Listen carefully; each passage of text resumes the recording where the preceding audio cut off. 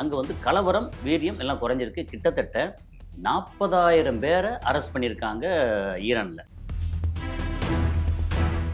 எப்படி ஒரு டீமுக்கு பெரிய அளவுக்கு $1 மில்லியன் கணக்கில் பேரம் பேசி சுப்ரீம் லீடரை போட்டு தள்ளுறதுக்கு ஒரு டீம் ரெடி பண்ணாங்க. அந்த இர்ஃபான் சுல்தானின்னு ஒரு ஆள் வந்து நிறுத்தி வச்சிருக்காங்கல்ல. ஆமாம், ஒரே ஒரு ஆள். அந்த ஆளும் இந்த டீமில் ஒரு ஆளாம். ரொம்ப நம்பிக்கை, பெரிய ஆளாச்சாவ. ரொம்ப முக்கியமான மைய புள்ளியாக இருக்கிறது ஈரான். ஈரான் மட்டும் கீழே விழுந்துருச்சு அப்படின்னா மொத்த உலகத்தோட எக்கானமி மாறி. சைனாவுக்கு ஆயில் இல்லாமல் அங்கே ஒன்றுமே நடக்காது. உலகமே நடக்காது. அங்கே சைனால என்ன நடக்க போகுது? ஈரானை காப்பாற்ற வேண்டிய பொறுப்பு ஈரானுக்கு விட சைனாவுக்கு அதிகம், ஈரானை விட ரஷ்யாவுக்கு அதிகம், ஈரானை விட இந்தியாவுக்கு அதிகம். சவுதி அரேபியா வந்து அமெரிக்காவுக்கு எதிராக வந்து நிறையா பண்ணிட்டு இருக்காங்க. கத்தார் வந்து ஓப்பன் டிக்ளேர் பண்ணியிருக்காங்க, நீங்கள் பண்ணுறது தப்பு, நாங்கள் அலோவ் பண்ண மாட்டோம்னு டிக்ளேர். ஏன் பண்ணாங்க தெரியுமா? நாளைக்கு நமக்கு அடிமடியில் கை வச்சுருவாங்களே.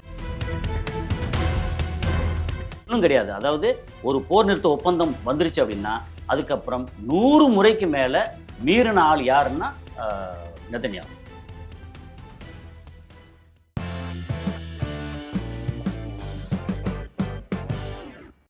உலகத் தமிழர்கள் அனைவரையும் ஜெம் தொலைக்காட்சியினுடைய சர்வதேச காணொளி இன்றைக்கு நம்மோடு பேசுவோர் வழக்கமாக உங்களோடு அறிமுகமாகி கொண்டே இருக்கக்கூடிய சர்வதேச ஆய்வாளர் திரு கசாலி அவர்கள் இணைந்திருக்கிறார். அவர்கிட்ட நம்ம 2 விஷயம் பேச போகிறோம். ஒன்று, கசாவில் ஏற்பட்டிருக்கக்கூடிய அரசியல் மாற்றம், இஸ்ரேலுடைய பங்கு, ஈரானுடைய சமகால நிகழ்வு, contemporary events in between Iran versus America நம்ம பேச போகிறோம். சர்வதேச பகுப்பாளர் தோழர் கசாலி சார், வாங்க. வணக்கம் சார். இப்போ எப்படி இருக்கு சார் நிலவரம்? நம்ம ஏற்கனவே பேசிட்டே வர்றோம் இல்லையா? ஆமாம் சார். கடந்த ஒரு 10 நாளைக்கு மேலே பேசிட்டு வரும்போது ஈரானில் கலவரம் மட்டுப்படுத்தப்பட்டிருக்கு. ஆமாம், அது நீங்கள் ஏற்கனவே முன்னாடி சொல்லிட்டே இருக்கேன். ஆனால் வெளியில் பார்த்தா கலவரம் ஜாஸ்தி ஆகிட்டு இருக்கு, இன்க்ரீஸ் ஆகுதுன்னு. அப்போ என்ன சொன்னோம், இடங்கள் வந்து இன்க்ரீஸ் ஆகிருக்கு, ஆனால் அதோட வீரியம் வந்து குறைஞ்சிருக்கு அப்படின்னு சொல்லிட்டே வந்தேன்னா, அதனால் அங்கே வந்து கலவரம் வீரியம் எல்லாம் குறைஞ்சிருக்கு. கிட்டத்தட்ட 40,000 பேரை அரெஸ்ட் பண்ணியிருக்காங்க ஈரானில். சரி, 40,000 பேர், கொஞ்சம் நெஞ்சம் இல்லை. சரி. அந்த 40,000 பேரும் மொசாட், சிஏ அண்டு பிரிட்டிஷ் உளவாளிகள் சம்மந்தப்பட்டவங்க, அப்புறம் அவங்க கையை காமிச்சவங்க அப்படின்னா அவங்க எல்லாத்தையும் வந்து அரெஸ்ட் பண்ணிட்டாங்க. அது போக கிட்டத்தட்ட 16,000 பேருக்கு மரண தண்டனை கொடுத்துருக்காங்க இது வரைக்கும். அது 4,500, 5,000, 8,000, 12,000 டிஃப்ரெண்ட் இது வருது. 16,000 வரைக்கும் கணக்கு ஒரு சில இதில் வருது. 12,000 to 16,000 அது கொஞ்சம் முன்ன பின்ன இருக்கும் இருக்கு. அதை வருது. ஆனாலும் எண்ணிக்கை பெருசு. ஆனால் இவ்வளோ பேருக்கு மரண தண்டனை கொடுக்கல அப்படின்னா சரி, ஈரான் இந்நேரம் துண்டாடப்பட்டிருக்கும். அப்போனா நீங்கள் சொல்கிற கருத்தில் 40,000 பேரில் பலர் சிறையில் இருக்காங்க. எல்லாரும் சிறையில் இருக்காங்க, எல்லாரும் வச்சிருக்காங்க. இந்த பயங்கர குற்றவாளிகள் 12,000 பேரில் 90% ஈரானியர்கள்னு வந்திருக்கு. 90% மேலே ஈரானியர். சரி, ஒரு 10%, 5% ஈரானியர். இப்போ இவர்கள் எல்லாரும் உளவாளிகளா? ஆமா. அப்படி யாருக்கு உளவாளிகள்? அவங்க வந்து மொசாடுக்கு, சிஏஏவுக்கு உளவாளிகள். America, Israel. America, Israel, UK. சரி, 3 பேருக்குமான உளவாளிகள். அவங்களுக்கு என்னன்னா ஏற்கனவே 45 வருஷமா சாங்ஷன்ல இருக்காங்க, கொஞ்சம் வறுமையில் இருக்காங்களா, ரொம்ப வறுமையில் இருக்காங்க. காசு கிடைச்சோன்னே அப்போ யாராவது ஒருத்தர், உதாரணத்துக்கு நமக்கு இங்கே வந்து ஒரு ஆஃபீஸ் பாய் ஒரு பையன் இருக்கான். அந்த பையனுக்கு வந்து 15,000 சம்பளம். திடீர்னு ஒரு 10 லட்ச ரூபா தர்றேன், எனக்கு ஆஃபீஸில் இந்த மேனேஜர் என்னென்ன பண்ணுறாரு, அவர் தில்லுமுல்லாம் கொஞ்சம் எடுத்து லேசாக ஒரு வீடியோ எடுத்து கொடுத்துரு அப்படி எடுத்து கொடுத்தா 10 லட்ச ரூபா. அந்த 10 லட்ச ரூபாங்கிறது நீங்கள் எத்தனை வருஷத்துக்கு அவன் வந்து வேலை செஞ்சால் அந்த 10 லட்ச ரூபா கிடைக்குமோ அது ஈஸியாக கிடைக்குது. பணம் கொடுத்தவன் சொல்ல போகிறது இல்லையே, சொல்ல போகிறதில்ல, எங்கேருந்து வந்து சொல்ல. ஆனால் கண்டுபிடிச்சானே கண்டுபிடிச்சா இவங்க கண்டுபிடிச்சா சொல்லி முடிஞ்சு, இஸ்ரேலும் அமெரிக்காவும் சொல்லாது, அது சொல்லாது. ஏன்னா அது வந்து ரொம்ப சீக்ரெட். ஆமாம். இல்லைன்னா இந்த மாதிரி சில உளவாளிகள் சில விஷயங்கள் இருக்கு இல்லையா, இதை வந்து இந்த சர்வதேசத்தை பேசும்போதே சரி, நம்ம தமிழ் சினிமாவில் நடந்ததே லேசாக வந்து கோடிட்டு காமிச்சிடலாம். எப்படி சார்? ஒரு மிகப்பெரிய அந்த படத்தோட பேர் இதெல்லாம் வேண்டாம். சரி சார். ஒரு அந்த டைமில் டக்குன்னு வந்து தமிழ் சினிமாவையே திரும்பி பார்க்குற அளவுக்கு மிகப்பெரிய பட்ஜெட்டு. அந்த பட்ஜெட்டில் எடுத்த அந்த படம் ரிலீஸ் ஆகிறதுக்கு முன்னாடி ஒரு சின்ன கிளிப்பிங் வந்து வெளியே வந்துருச்சு. ஒரு கிளிப்பிங்ஸ் கிளிப்பிங் Clear. ஒரு 2 நிமிஷம் 3 நிமிஷம் உள்ள கிளிப்பிங். அது வெளியிடக்கூடாது இல்லையா? கண்டிப்பா அது ஏன்னா அதெல்லாம் வெளியிடாம மறைச்சு வச்சிருந்தா மட்டும்தான் படத்துக்கு மதிப்பு இவங்களுக்கு பிசினஸ் ஆகும். பிசினஸ் ஆகும். ஸோ பிஸ்னஸ் ஆகாம பெரிய அளவுக்கு சிக்கல் வந்துச்சா, கடைசியில் இது யாரு டப்பிங் போன இடத்துலையா, இசையமைப்பாளர் போன இடத்துலையா, எஃபெக்ட் போன இடத்துலையா, ஏன்னா இது எல்லாமே வந்து சொந்த இடத்துல எல்லாமே இருக்கு. பட் இசையமைப்பாளரா இவரா அவரான்னு சொல்லி ஏகப்பட்ட இதுக்கு அப்புறம் வந்து அங்கே உள்ளே இருந்த ஒரு இன்ஜினியர் அவர் ரிலீக் பண்ணார் தெரிஞ்சு. அதுக்கப்புறம் இந்த படத்தோட வெற்றி விழா வரும்போது அவர் ஏதோ நல்ல சரக்கை போட்டு ஸ்விம்மிங் பூலில் மூச்சு திணறி செத்து போனார். அப்போது இந்த கரெக்டாக அந்த மனுஷன் மட்டும் மூச்சு திணறி செத்ததுக்கும் இந்த கிளிப்பிங் ரிலீஸ் ஆனதுக்கும் ஒரு தொடர்பு இருக்குமே. அப்போது இது காசுக்காக பண்ணாரா, ஜாலியாக பண்ணாரா, நண்பர்கள்ட்ட வந்து சும்மா சவால் விட்டு நான் பார்த்தியா அப்படின்னு சொல்லி பண்ணாரா, அதெல்லாம் தெரியாது. அப்போது இந்த மாதிரி ஏதோ இவர் வந்து உளவாளி அப்படிங்கிறது இல்லை. ஆனால் இங்கே ஒரு மிகப்பெரிய பிஸ்னஸ் இப்போ இவர் அப்படி லீக் பண்ணதுனால பிஸ்னஸில் பல கோடி ரூபாய் லாஸ். இல்லைன்னா பெருசாக பிஸ்னஸ் ஆகிருக்கும். அப்போ இவர் ஜாலியாக பண்ண ஏதாவது பண்ணதுனால இப்படி ஆனதுனால அவர் உயிரை இழந்துட்டார். தேச துரோகம் இல்லை, ஆனாலும் நம்பிக்கை துரோகம். அது வந்து அதாவது ஒரு பல ஆபீஸ்கள் பல வீடுகள் சேர்ந்தது தான் தேசம். அது மட்டும் இல்லாம பல பேருடைய வாழ்வாதாரம் அதில் இருக்குல்ல. ஸோ இந்த மாதிரி சிலர் பண்ற ஒரு சின்ன ஒரு விஷயம் ஒரு மிகப்பெரிய அளவுக்கு பாதிப்பு ஏற்படுத்துதா. அது மாதிரி அங்க ஈரான்ல அவங்க கொடுக்கக்கூடிய ஒரு உதாரணத்துக்கு ஒரு டாலர் அந்த டைம்ல வந்து 9 லட்சம் ரியால் இருந்தது. இன்னைக்கு 14.5 லட்சம் ரியால். அப்போ ஒரு என்ன சொல்றாங்கன்னா ஒரு லட்சம் டாலர் தர்றேன் அப்படின்னா வாழ்க்கையில பார்க்க முடியாத மிகப்பெரிய பணம். கற்பனை செஞ்சு பார்த்துருக்கோம். அப்போ ஒரு 1000 பேருக்கு அவன் தருவான். ஏன்னா அவன் கையில் நிறைய பணம் இருக்கு. ஏன்னா இதுல இருந்து கொள்ளையடிச்சு போற பணம் தானே. இங்க கொள்ளையடிக்கிறதுக்கு இவங்க ஆட்களையே அரேஞ்ச் பண்ணி அவங்களுக்கு நிறைய பணத்தை கொடுத்து, அப்போ இந்த மாதிரி ஆட்கள் யாரெல்லாம் உளவு பிரிவில் இருக்கிறவங்க அப்படின்னு தெரிஞ்சுக்கிட்டு அது அவங்க கண்டுபிடிச்சிருவாங்க. ஏன்னா எல்லா நாட்டிலையும் அவங்கவுங்க இடத்துல உளவு பிரிவு இருக்காங்க.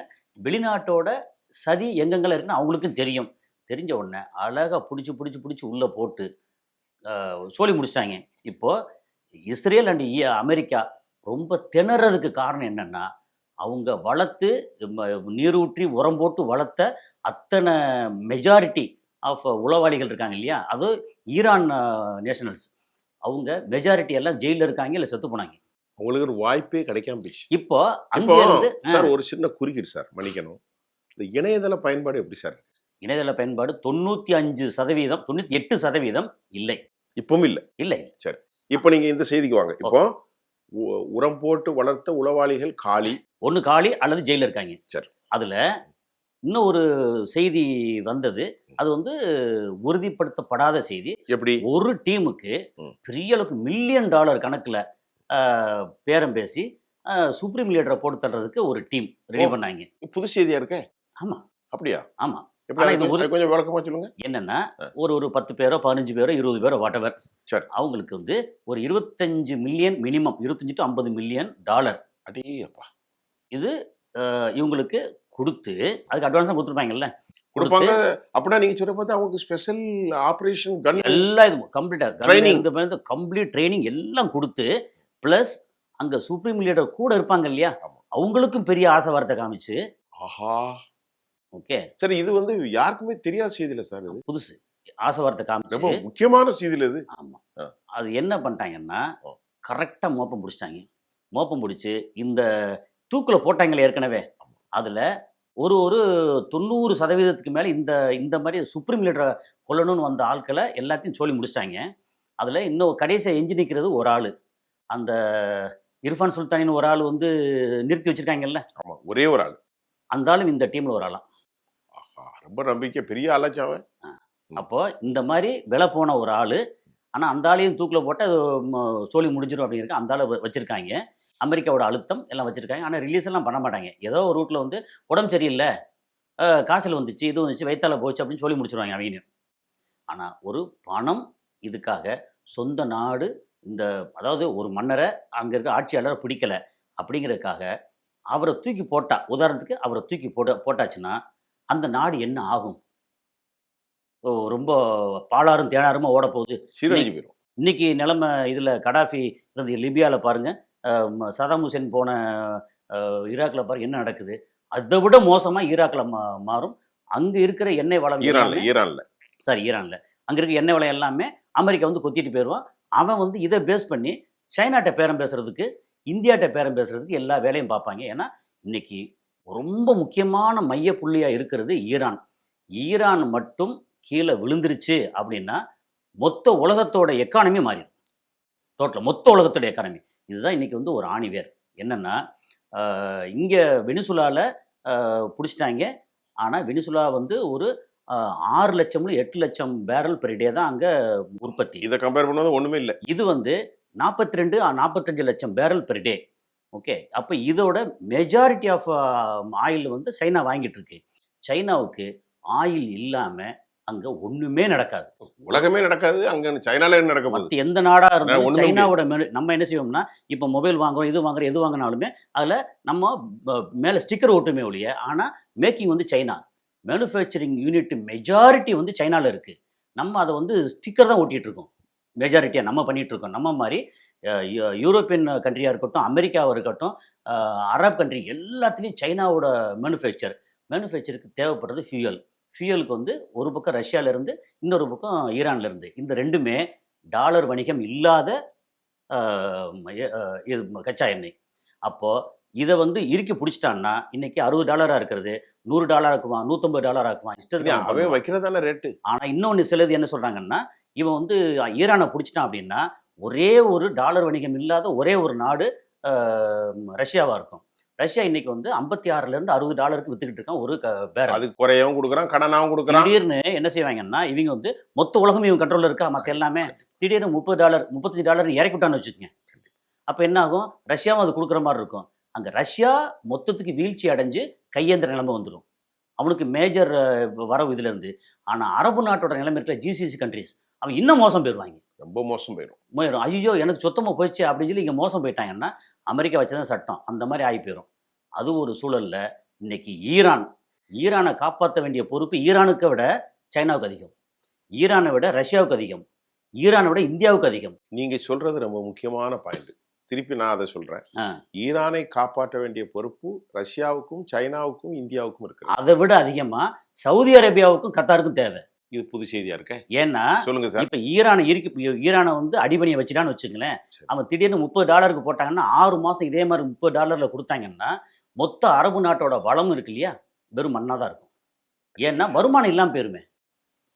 அதனால அப்பனா சார் ஒரு சின்ன கேள்வி. இப்போ நீங்க 3 நாடு சொன்னீங்க. ஒன்னு சீனா, இந்தியா, ரஷ்யா. இப்போ அமெரிக்காவுடைய செல்ல பிள்ளைகள் தான் அப்துல் ரஹ்மான் அல்தானி, முகமது சல்மான். அப்ப அவங்க அமெரிக்காவுக்கு எதிராக ரகசிய வேலை பார்ப்பாங்களோ? இப்போ ஓப்பன் வேலை பார்க்குறாங்களே, ரகசியம் என்ன? சவுதி அரேபியா வந்து அமெரிக்காவுக்கு எதிராக வந்து நிறையா பண்ணிட்டு இருக்காங்க. கத்தார் வந்து ஓப்பன் டிக்ளேர் பண்ணிருக்காங்க, நீங்க பண்றது தப்பு, நாங்க அலோவ் பண்ண மாட்டோம்னு டிக்ளேர். ஏன் பண்ணாங்க தெரியுமா? நாளைக்கு நமக்கு அடிமடியில் கை வச்சிருவாங்களே, நமக்கு வந்துரும்ல.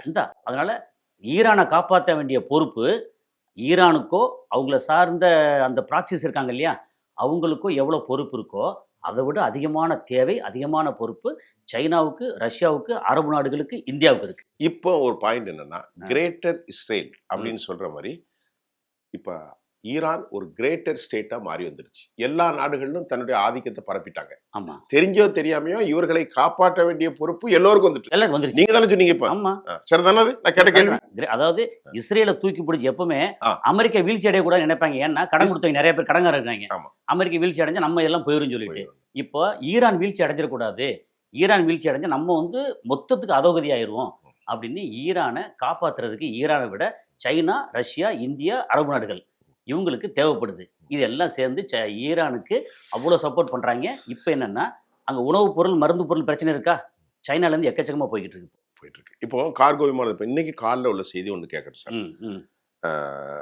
என்ன செய்தின்னு சொன்னா, இவ்வளவு நான் ஏற்கனவே கடந்த முறை அவருடைய பெயர் எனக்கு மறந்து விட்டு, ஈரானுடைய பெசஸ்கியானுடைய இடத்துல இருந்தார். அவருடைய குடும்ப வாரிசு, ஆயத்துல்லா கோமேனுடைய குடும்ப வாரிசாக இருந்த பிரதமர்.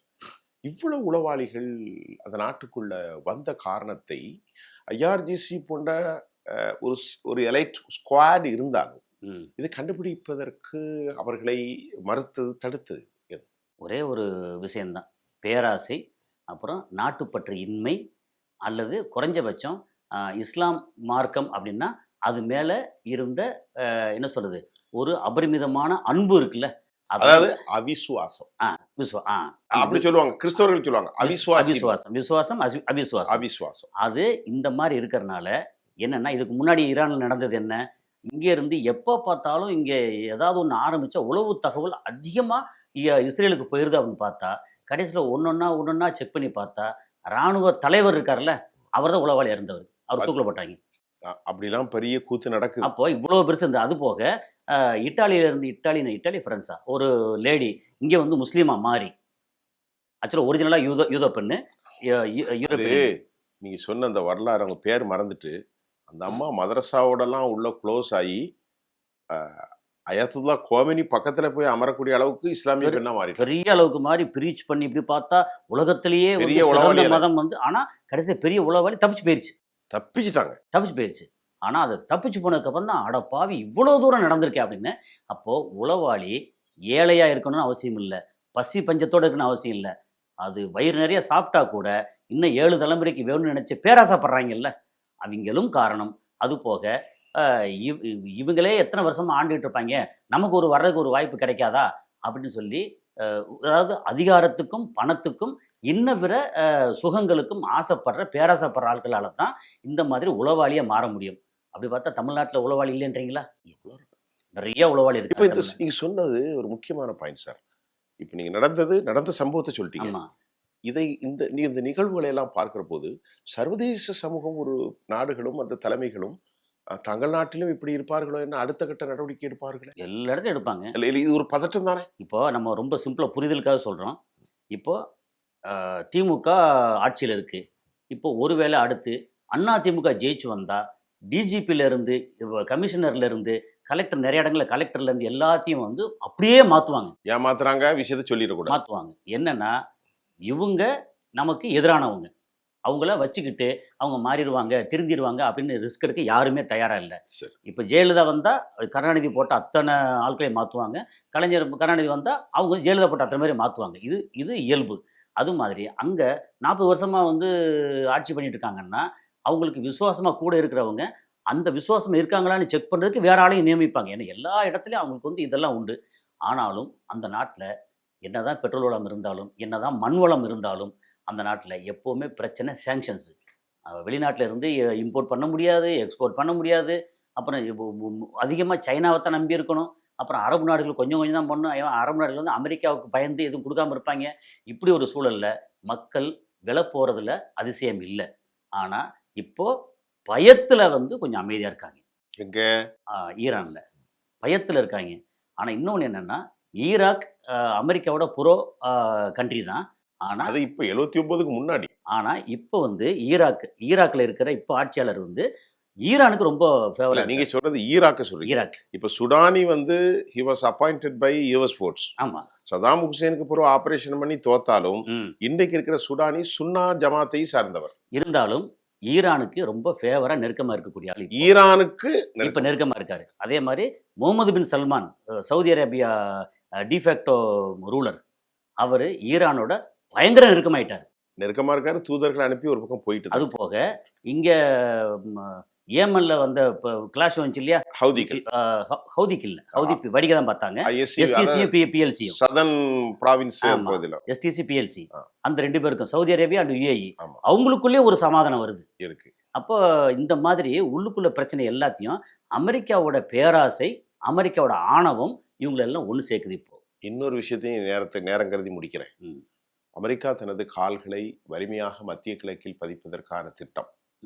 ஈரான் பாரசீகர்களை தவிர, இவர்கள் பாரசீக முஸ்லிம்கள், ஆமா, அவர்களை தவிர சவுதி அரேபியா, யுனைடெட் அரபு எமிரேட்ஸ், கத்தர், ஜோர்டான், சிரியா, லெபனான், துருக்கி எல்லாருமே அமெரிக்காவுடைய செல்ல பிள்ளைகள், அமெரிக்காவுடைய கையாள்கள், அமெரிக்காவுடைய ஸ்லேவ் அப்படி எடுத்துக்கலாம். இதை மட்டும் காலி செய்து விட்டு நம் இஷ்டத்திற்கு நீங்க சொன்ன மாதிரி $60 $120 ஆக்கலாம். கேட்க நாதியத்து பேர் அது இல்ல. ஆமா, இப்போது இந்த செய்தி உலகம் மகிழ்ச்சியானதா?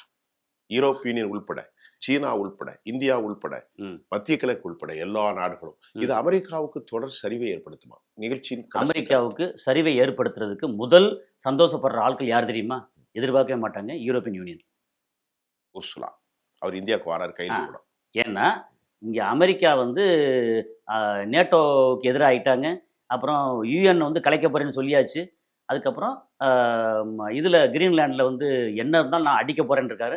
கிரீன்லாண்டு வந்து அமெரிக்கா பிடிச்சதுன்னா பெரிய பிரச்சனை யாருக்குன்னா சைனாவுக்கு. ஏன்னா சைனா ரஷ்யா கம்பைன் பண்ணி அந்த பக்கம் கப்பல் வணிகம் போய்கிட்டு இருக்கு. இதெல்லாம் வந்து பிரச்சனை ஆகுங்கிறதுக்காக அமெரிக்காவுக்கு எதிராக யூரோப்பியன் யூனியன் வந்து எதிராக நிற்கிது. அதை நீங்கள் சொல்கிற மாதிரி ஒட்டுமொத்த சூழலே மாறுது. மொத்தத்துக்கு சூழல் மாறுது. அப்போது அமெரிக்கா பெரிய அளவு தனிமைப்படுத்தப்பட்டிருக்கு.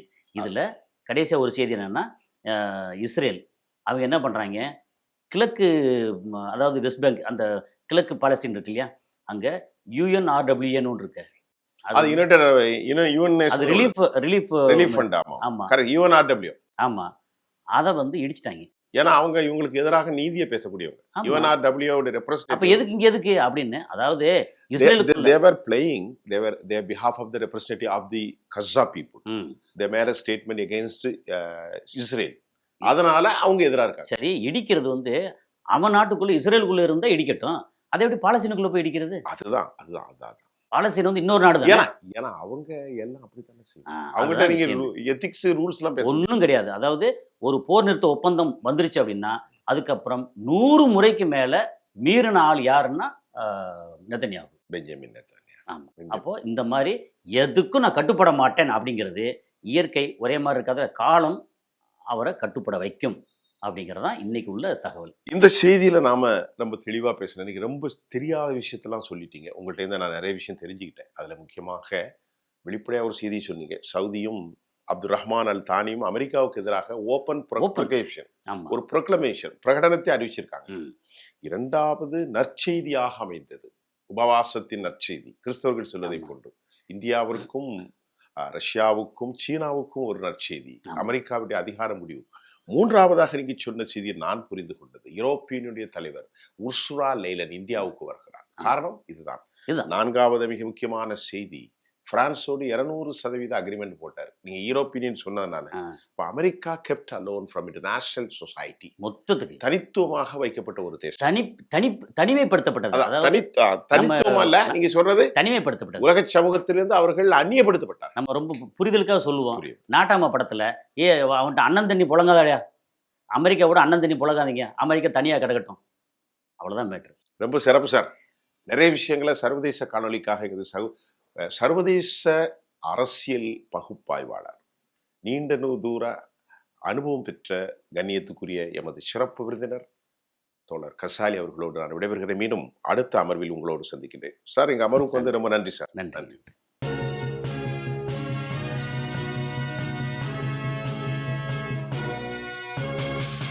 உடனுக்குடன் அப்டேட் தெரிந்து கொள்ள ஜெம் டிவி தமிழ் ஆப்பை இன்ஸ்டால் செய்யவும்.